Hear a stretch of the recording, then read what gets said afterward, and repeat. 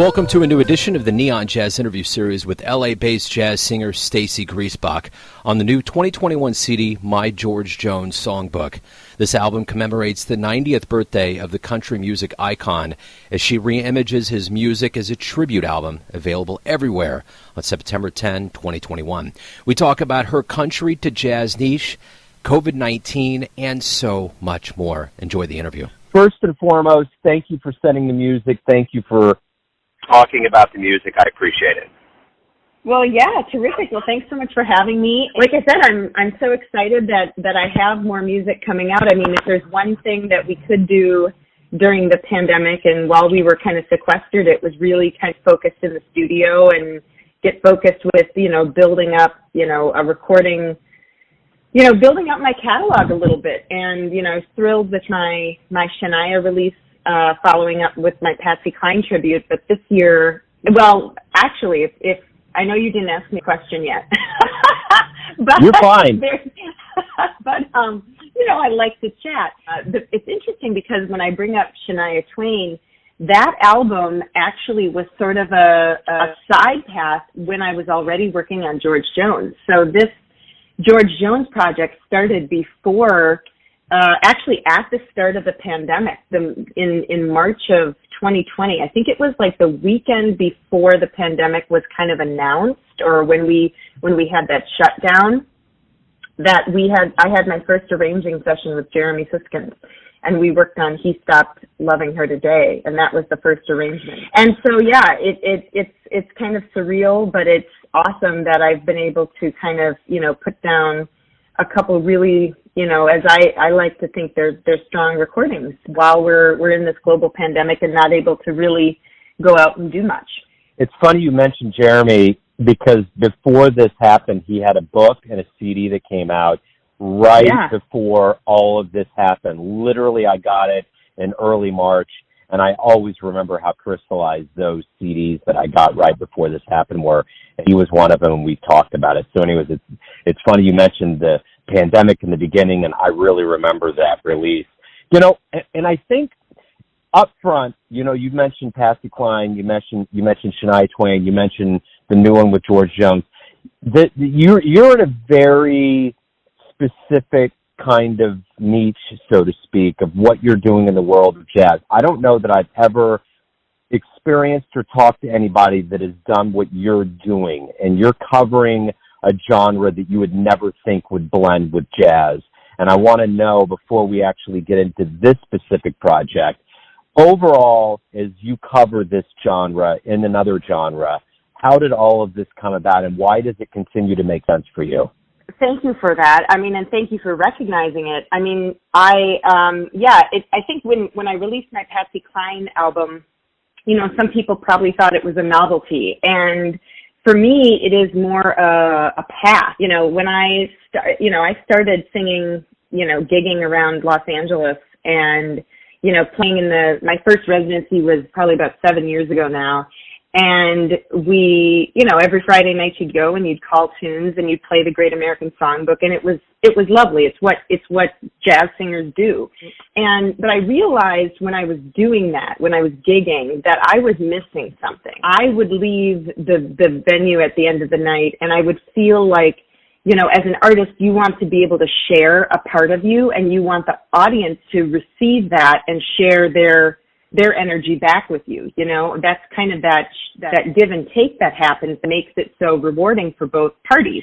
I remember feeling like I needed something that represented me authentically versus, just doing what kind of everybody else was doing. And I really kind of struggled with what that first album was going to be. And once Patsy Cline came to me and that project happened, it was natural that I started questioning, well, what about this other great American songbook, that comes from Nashville and these songwriters? When you think about Nashville, and if you're a country music fan, the songwriter is so important. The songwriters are what are lauded in Nashville. I mean, obviously the stars and the artists too, but it's such a song-written, driven community.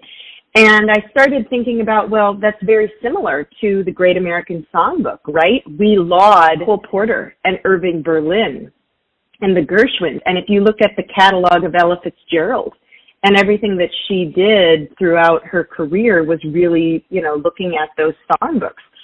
So I thought, well, why not look at this other songbook? And the fact that country music in general is very approachable, it's accessible, and it has a lot of space, it creates this kind of playground for the arrangers and for us to kind of come up with what that vision is going to be for the song.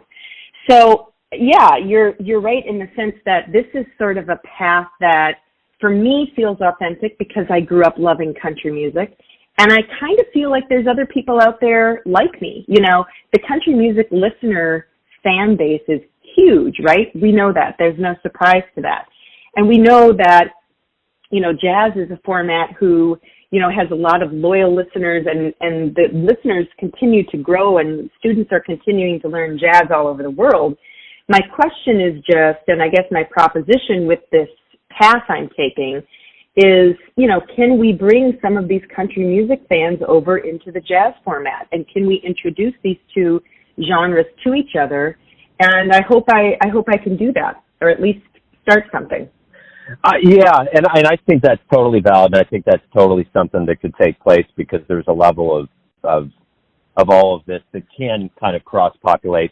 The one thing that's interesting, speaking of pandemic, is before this really started kind of flaring back up with the Delta variant, Garth Brooks came to Arrowhead, and he was cautious that they still had the show. And I haven't heard in the aftermath that there was a mass spreader. But I guess my thing is, have you thought about covering him? And that might be another archway of a very popular country artist that it seems like he would really be into that too. That would be something that could be symbiotic that really could open some floodgates. Well, Garth Brooks. It's like Dolly Parton, who I've got a couple of singles coming out with Dolly Parton later this month as well. And, George Jones and Patsy Cline and Shania Twain, these are all icons. And obviously Shania and Garth kind of opened some major doors together in the 90s. Garth was I think a little bit before Shania, but they were pretty close neck and neck in terms of, stretching country music a little bit. I have if I started rattling off the names of artists that I wanted to kind of focus on for catalog, we'd probably be here for an hour. Yeah. So yeah, I love, the music of there are musicians and artists that I really enjoy and want to celebrate in some way, and then there are artists I really want to do a deep dive. So I think, we'll see how this path unfolds, but I definitely have a short list of artists that I really want to focus on, and I think those are artists that really connect with me. And I think while picking someone who's a mass artist and has this mass fan base would be awesome. I want to have a real special sort of connection to them. And obviously Garth Brooks was probably one of my first concerts I drove to with a driver's license, so that's a big deal. Yeah. Between Garth and Tim McGraw and Shania Twain, anyways. During this time of lockdown and quarantine and kind of life slowing down, there's been a lot of self-reflection. And I've noticed in the world of jazz, and even before this happened, there was elements of electronica, Kamasi Washington, there was a lot of these younger, post-Young Lion generational people that were introducing these concepts, whether there was elements of R&B, elements of rap, elements of electronica. There's all. It seems to me as though the world of jazz has kind of tried to blend all of these things to increase their fan base, because we can't beat around the bush that jazz is not one of the more popular formats of music. So I guess that's my thing too. Is this kind of in that same vein, a way that kind of jazz musicians are starting to think like you and others? Hey, you know what? We can pull in more people, still retain that jazz integrity, but broaden what we're already doing and make this something that is maybe the way it was back when Miles and Coltrane and all those cats were really like the top thing on the dial. Yeah, well, absolutely. And first of all, I would never say that I was the first to do any of this. The fusions and the to me, I think music and artistry breed music and artistry. And if you are a musician or an artist and you listen to another musician or artist, you are going to have an impact. You're going to have an impression from them. And that's no doubt eventually going to show up somewhere, especially if it's someone who's important to you. So, for me, I do hope that, jazz, I think part of, John Scofield has done a number of different albums where obviously his country music influence, and he's covered Shania Twain, he's covered George Jones, he did Bartender's Blues, You've got Bill Frisell, who obviously dabbles in, or doesn't dabble, he very much is in kind of that Americana jazz world as well. And then you've got many vocalists who have, chosen like a select Patsy Cline song or, a select tune from the country music catalog to sing. I think there is a growth potential in that. Like I said, I always was listening to the big band swing and Glenn Miller band as a kid, and, everything was playing on Sunday, everything they played on the Sunday radio programming. And then also in like my jazz band classes and school performances. But it wasn't something that really kind of took off for me until later in life. And I think part of that could be human evolution too. As we grow, our tastes change. So to look at the catalog of someone like George Jones, and, he had 6 decades of recording, right? He started in the mid 1950s, right when, Ella Fitzgerald and the jazz, jazz was kind of the American popular music. And then obviously rock and roll came along, and you've got all those influences that kind of built up through each other. And, with Kamasi Washington and some of these really, really big names in jazz right now, like even Common headlining, some of the festivals in recent years.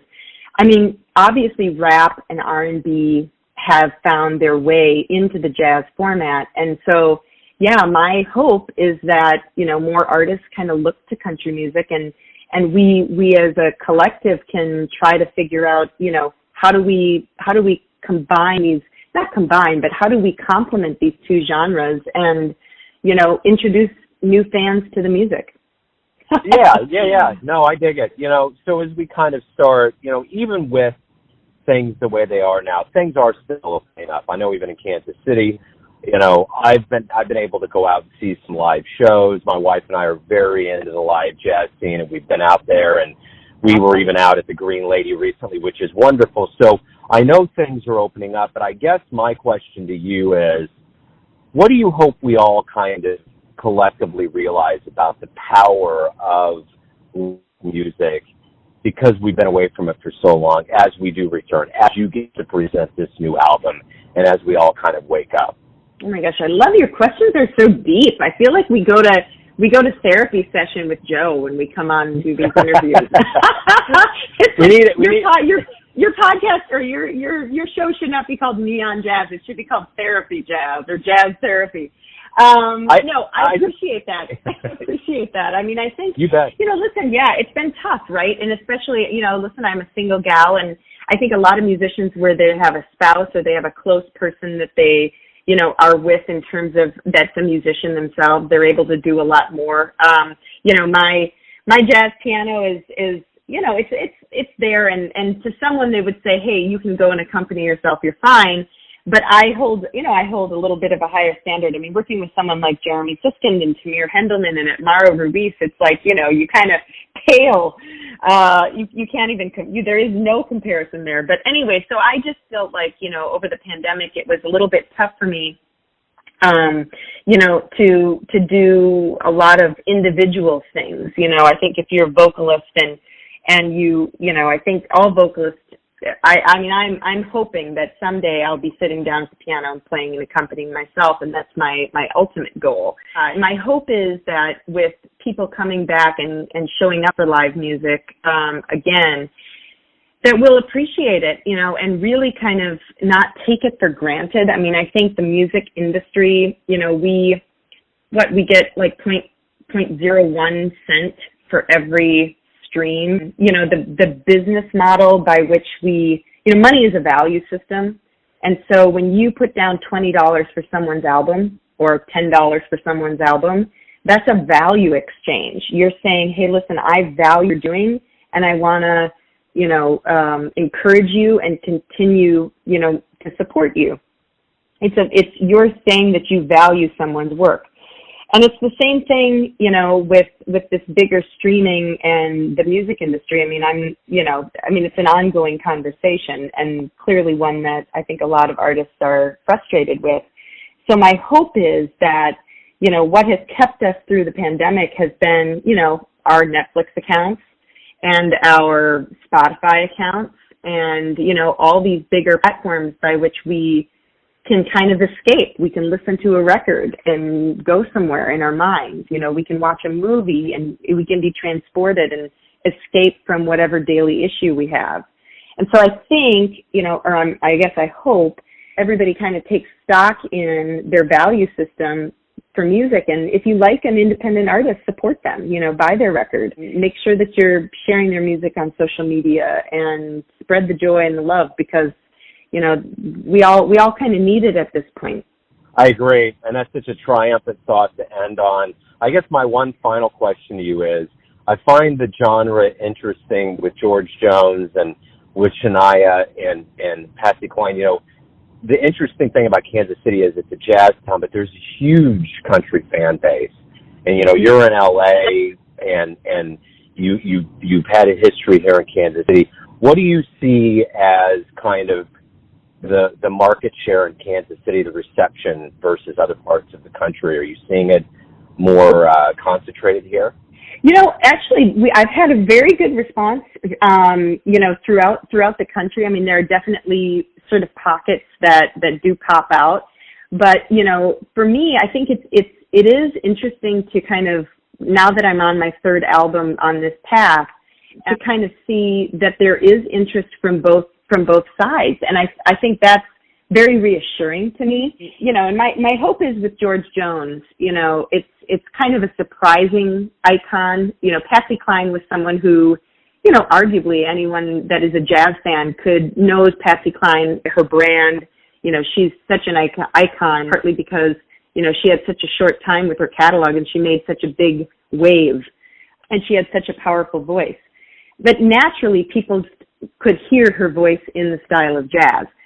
Shania was probably a little surprising just because she was more of that pop country. It probably took some people out of the element of how could this go into the jazz format. I think George Jones is similar in the sense that, his music was straightforward country, and his brand and everything that he was about was, really true country music. He grew up in Beaumont, Texas, and I've read the opportunity over the pandemic was to really read, his autobiography and a couple biographies on him. And a fascinating story. Just fascinating. I can't believe there hasn't been a feature film about his life.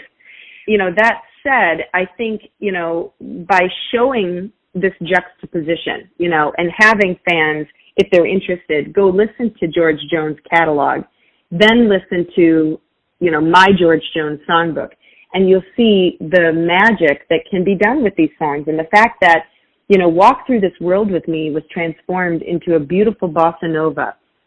And it's stunning. I'm partial to it, obviously, but the grand tour, you have pedal steel, Rich Hinman playing on pedal steel, but it's juxtaposed with this amazing piano and groove that's very contemporary jazz, with Jeremy Siskind.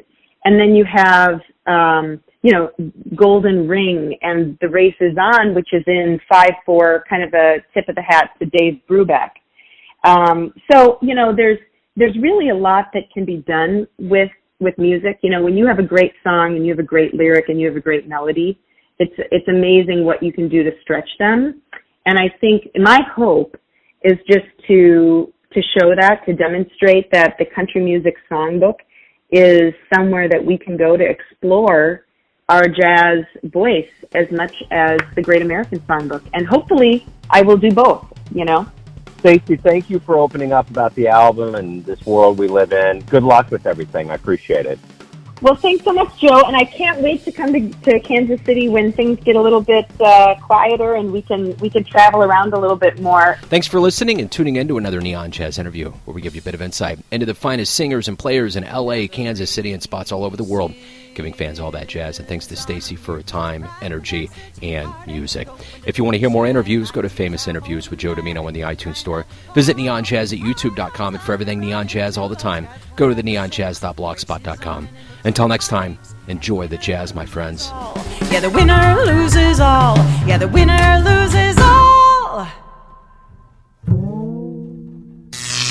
Neon Jazz.